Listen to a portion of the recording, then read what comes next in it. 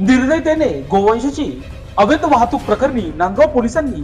4 चाकी वाहनांवर कारवाई करून 5 गोवंशाची सुटका करून आरोपी विरोधात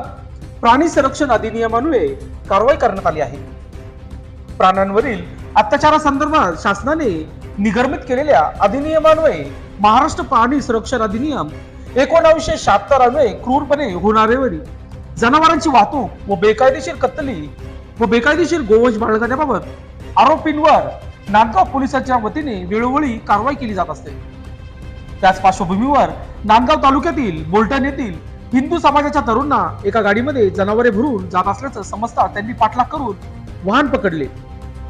वाहनाची तपासणी केली असता त्यामध्ये निर्दयपणे बांधलेले 5 गोवंश जातीचे जनावरे